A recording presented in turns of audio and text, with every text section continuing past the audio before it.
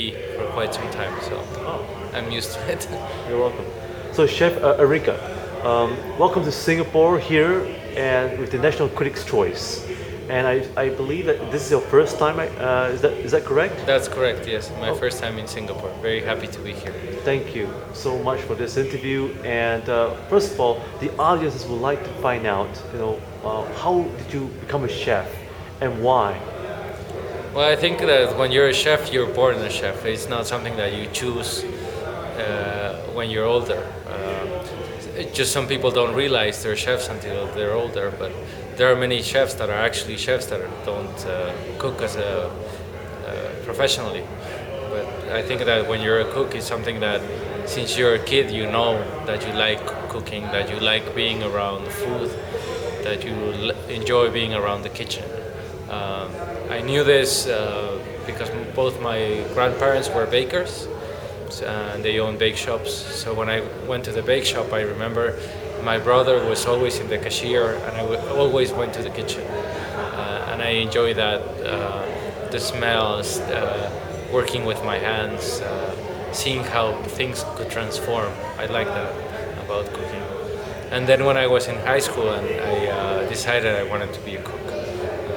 So I went to school in New York at the CIA, mainly because there was not a lot of cooking schools in Mexico at that time. Cooking as a profession was not something that we did as Mexicans until recently. Cooking in Mexico had been done not as an option, but something that you inherited. Now, if your father was a baker, you became a baker. But if your father, like in my case, was an engineer, then you usually could become an engineer. And if you decided to be a cook, you didn't have a cooking school. So that's why I went to New York and studied. And I came back to Mexico, opened my own restaurant 12 years ago. The name of the restaurant is Pujol, and we do Mexican food. Is there a website for your restaurant? Yes, it's pujol.com.mx. Okay. So, who was the inspiration behind your life that actually groomed you to become a great chef you are today? Was there anyone that you have in mind? I think there's many people that influence chefs. Not only cooks. I mean, there's a lot of cooks that I respect. When I was in school in the USA, I remember Thomas Keller was the king of the world, and I read his books and I went a couple of times to eat at his restaurants, and he's a big influence because of his philosophy of taking things to a level of excellence that hasn't been seen before, and how he took simple food and took it to a higher standard, like coffee and donuts. And then there's other chefs that I admire also for their work. I'm good friends with René from Copenhagen. I really admire his discipline, the depth of his thought, and all the multidisciplinary things that go around Noma. So there's many restaurants and many chefs that I seek out and see what they're doing to get inspired. But there's also people in other disciplines. Most of my friends are good architects. So I think chefs and architects share things in common, and I get inspired from them. My best friend now works with me. He's a book editor, and he's a guy that knows a lot about Mexican history, and he knows a lot about culture. So I enjoy being with him too, because every time I'm with him, I learn something new. So I learn from a lot of people. Evidently, my parents are both really good role models to me. Both my mother and my father. I'm what I am because of them. So at what age you became, actually decided to become a chef? I was 17 when I decided to be. When I was in high school, like 1 year before you finish high school, you start to think what you're gonna do for college. And by then I knew I was gonna be a cook.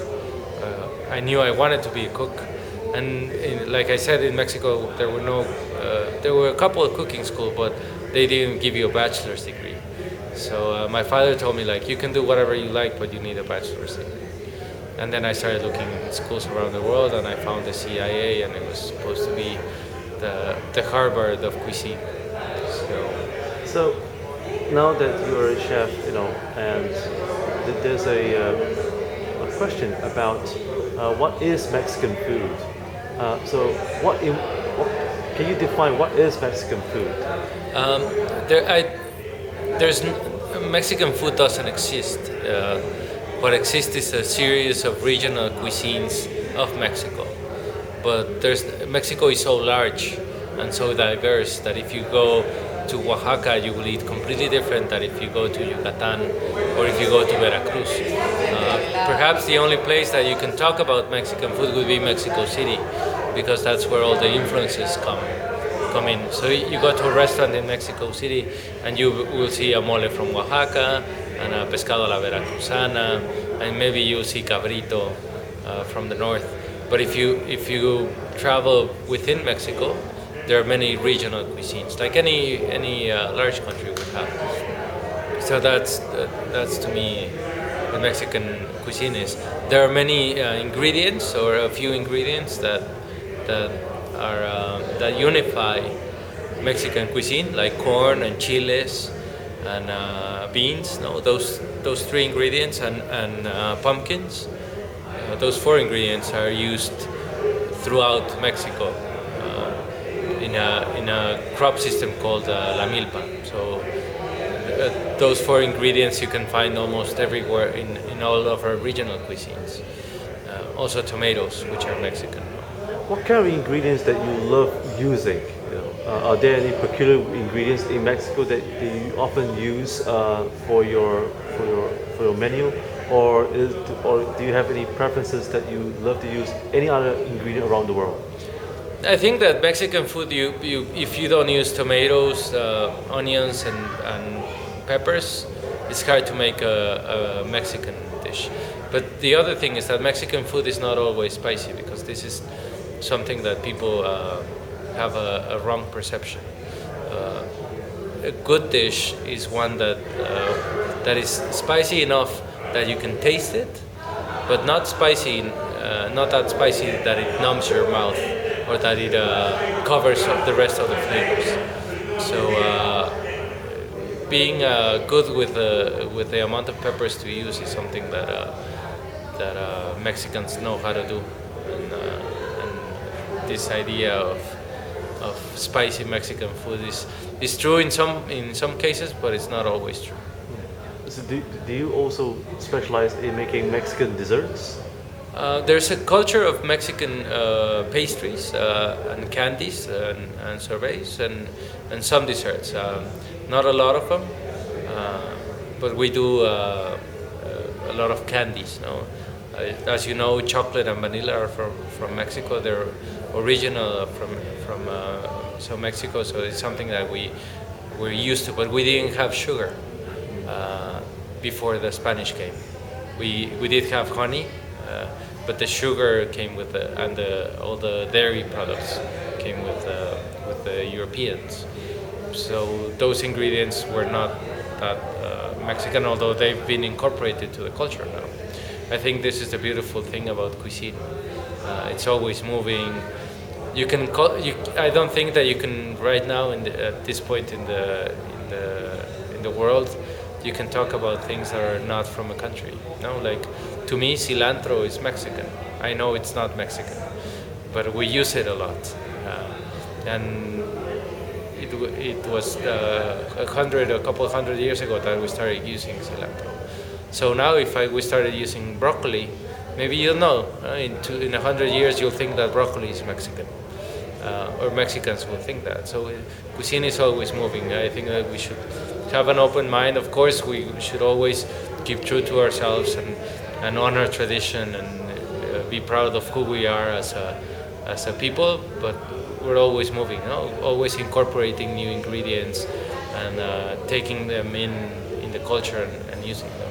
What's your favorite dish in your entire life that you cannot live without? Oh, quesadillas. quesadillas are corn tortilla with a cheese called quesillo from Oaxaca. And you just put them in the comal, which is like a flat top. So you make the tortilla, you add a little cheese and then an herb called epazote. Epazote is my favorite herb. And then you just add salsa. It could be green or red, spicy or not spicy, raw or cooked. And that's why I usually eat every day. I have them either for breakfast or for dinner, sometimes for lunch too. I could eat quesadillas all day. That's my favorite thing on earth. You're in Singapore right now, so what do you have in store for Savor this weekend? We're doing 3 dishes. One of them, we know that I saw the weather and I know it's hot, so we wanted to do like we call it Vuelve a la Vida, which is the seafood cocktail. So it's octopus with scallops and fish like a ceviche, no? But it's not cooked with lime. It's cooked with heat. And then we're doing pork belly with beans and achote. Achote is like a marinade made from the annatto seed. And then for desserts, we're doing chocolate with popcorn, which are 2 Mexican things. Popcorn, everybody thinks popcorn is American, but popcorn's, we use that corn, the Aztecs gave it to children as candy. So, any margaritas available? No, we're cooking, no alcohol. Maybe they have some some margaritas in the stand, but we're focusing on cooking. What life lessons can you give, to the next generation?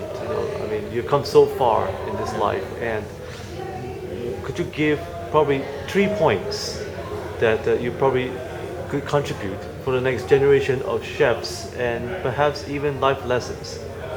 I don't know if I'm old enough to give advice or life lessons. I would only say that if you're a cook, trust your intuition. No? Don't listen to anyone but yourself, and remain true to what you think as a chef. Be very respectful of products, because I always say that as cooks, our job is to make the product better. And in order to do that, you need to know the product really well, and then you need to respect it. And enjoy the ride, no? I think sometimes you get rushed by the world, but we must always enjoy what we're doing. What's your secret of your success today, even for your restaurant? I mean, it's been running so well for this long. Could you share with us? I don't know. I think it's a mix of things. It's a mix of being in the right place at the right moment. I think right now there's a big interest in Mexican food, as there is a big interest in other Latin American foods. Peru, Brazil, Mexico are getting a lot of interest right now in the scene, and I was lucky enough to be doing food at this moment. And then I think the other part of success is being really professional and always criticize yourself and figure out the way to do your food and the restaurant better the next day. You should cook better on Tuesdays than what you cook on Mondays. You shouldn't wait a year to evolve. You should do every day. You need to do things better. You need to observe what you're doing, analyze it, see how you can do it better the next day. Chef Rodriguez, thank you so much for this interview, and thank you for sharing with us and being here in Singapore, especially your participation in Savor 2012. Once again, viewers from the National Critics' Choice, please visit his website, which is over at the Facebook, I believe? I believe so, yes. Facebook and Twitter. And yes. And once again, thank you. Thank you. Hola.